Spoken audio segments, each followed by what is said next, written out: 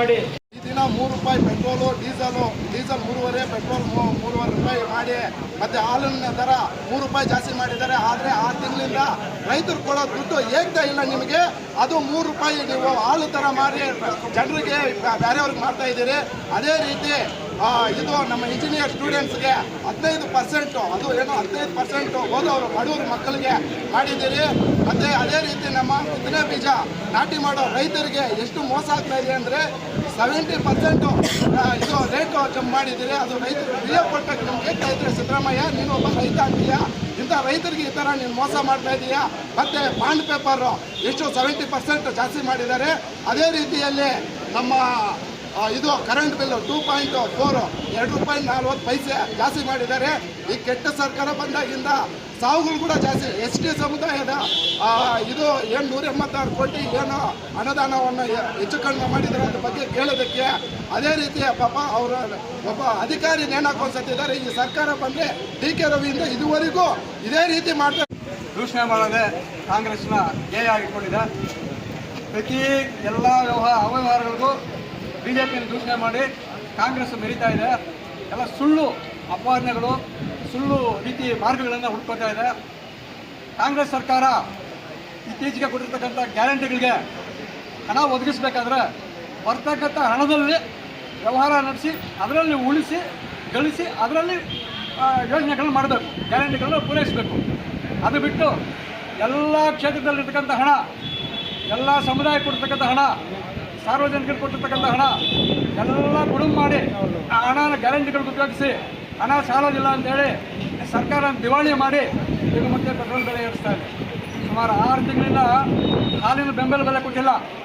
KSRTC ಬಸ್ಸುಗಳಲ್ಲಿ ಅವರ ಡಿಪಾರ್ಟ್ಮೆಂಟ್ಗೆ ಡ್ರೈವರ್ಗಳಿಗೆ, ಕಂಡಕ್ಟರ್ಗಳಿಗೆ ಸಂಬಳ ಕೊಟ್ಟಿಲ್ಲ.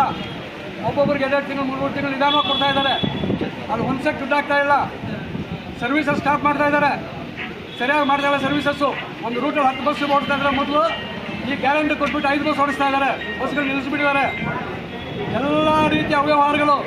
ಅವ್ರಿಗೆ ಬರೀ ಗ್ಯಾರಂಟಿ ಪೂರೈಸೋದು ಒಂದೇ ಧ್ಯೇಯ ಇಟ್ಕೊಂಡು ಬೆಳವಣಿಗೆ, ರಾಷ್ಟ್ರದ ಬೆಳವಣಿಗೆ, ದೇಶದ ಜನಕ್ಕೆ ಸೌಕರ್ಯ, ಮೂಲಭೂತ ಸೌಕರ್ಯಗಳು ಯಾವುದು ಮಾಡಲಿಕ್ಕೆ ಅವ್ರ ಹಣ ಇಲ್ಲ.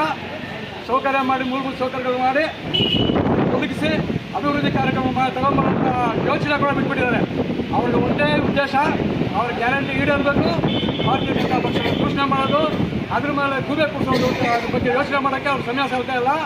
ದೇಶದ ರಾಜ್ಯದ ಅಭಿವೃದ್ಧಿ ಬಗ್ಗೆ ಅವ್ರಿಗೆ ಗಮನನೇ ಇಲ್ಲ, ಅವ್ರಿಗೆ ಪುರುಸತ್ತೇ ಇಲ್ಲ. ಇಂಥ ಪುರುಸತ್ತಿರತಕ್ಕಂಥ ಸಿದ್ದರಾಮಯ್ಯನವರು ಸರ್ಕಾರ ನಡೆಸಲಿಕ್ಕೆ ಅಯೋಗ್ಯರು ಅಂತ ನಾನು ಹೇಳ್ತಾ ಇದ್ದೀನಿ. ಇವರು ನಿಜಕ್ಕೂ ಅಯೋಗ್ಯರಾಗಿದ್ದರೆ ಪ್ರಧಾನಿಯಾಗಿರ್ತಕ್ಕಂಥ ನರೇಂದ್ರ ಮೋದಿ ಅವರಿಗೆ ಧನ್ಯವಾದಗಳು ತಿಳಿಸ್ತೀನಿ. ಯಾಕೆ ಅಂತಂದರೆ ಇವತ್ತು MSP ಪ್ರೈಸನ್ನು ಹೆಚ್ಚಿಗೆ ಮಾಡಿರ್ತಕ್ಕಂಥದ್ದು ತಾವೆಲ್ಲ ಕೂಡ ಪತ್ರಿಕೆಗಳನ್ನು ನೋಡಿದ್ದೀರಾ. ನಾವು ಹೆಚ್ಚಿಗೆ ರಾಗಿ ಬೆಳೆಯತಕ್ಕಂಥ ಪ್ರದೇಶ. ಇವತ್ತು ರಾಗಿಗೆ 444 ರೂಪಾಯಿ ಜಾಸ್ತಿ ಮಾಡಿ ಇವತ್ತು ರೈತರ ಬೆಂಬಲ ಬೆಲೆ ನೀಡಿದ್ದಾರೆ. ಅವರಿಗೆ ಮೊಟ್ಟ ಮೊದಲಿಗೆ ರೈತರ ಪರವಾಗಿ, ಕರ್ನಾಟಕ BJP ಪರವಾಗಿ ಹಾಗೂ ಮುಳಬಾಗಿಲಿನ BJP ಪರವಾಗಿ ಧನ್ಯವಾದಗಳನ್ನು ತಿಳಿಸ್ತೇನೆ.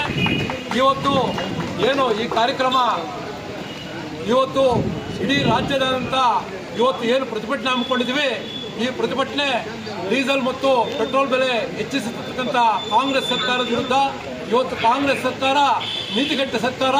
ಕಾರಣ ಏನಂತಂದರೆ ಒಂದಾಗಿಂದ ಕೂಡ ಒಂದೊಂದಾಗಿ ಜನಪರ ಕಾರ್ಯಕ್ರಮಗಳನ್ನು ನಿಲ್ಲಿಸುತ್ತಾ ಜನರಿಗೆ ಹೊರೆಯಾಗುವಂಥ ದರಗಳನ್ನು ಹೆಚ್ಚಿಸುತ್ತಾ ಹೋಗುತ್ತಿದೆ. ಒಂದಲ್ಲ ಎರಡಲ್ಲ. ಇವತ್ತು ರೈತರಿಗೆ ಬಿತ್ತನೆ ಬೀಜ ಬೆಳೆಯುವಂಥ ಸಮಯ.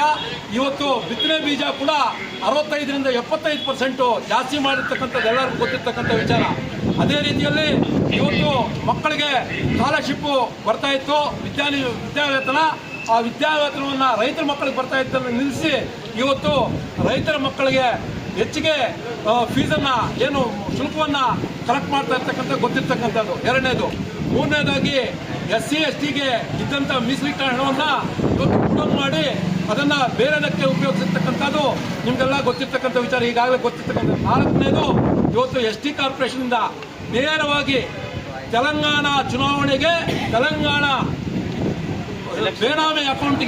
ಬೇನಾಮಿ ಅಕೌಂಟು ಸ್ವಸಹಾಯ ಸಂಘಗಳಿಗೆ ಮತ್ತು ಕೋಆಪರೇಟಿವ್ ಸೊಸೈಟಿಗಳಿಗೆ ನೇರವಾಗಿ ನೇರವಾಗಿ ಮುಖ್ಯಮಂತ್ರಿಗಳು ಮತ್ತು ಆ ಸಂಬಂಧಪಟ್ಟ ಖಾತೆ ಸಚಿವರು ನೇರವಾಗಿ ವರ್ಗಾವಣೆ ಮಾಡಿರ್ತಕ್ಕಂಥದ್ದು ಕಣ್ಣಿಗೆ ಕಾಣಿಸ್ತಾ ಇದ್ರು ಕೂಡ ನಾಚಿಗೆಟ್ಟ ಮಾನಗೆಟ್ಟ ಸರ್ಕಾರ ಮುಖ್ಯಮಂತ್ರಿಗಳು ರಾಜೀನಾಮೆ ನೀಡದೆ ಇವತ್ತು ಸಬು ಬೀಳ್ತಾ ಇದ್ದಾರೆ.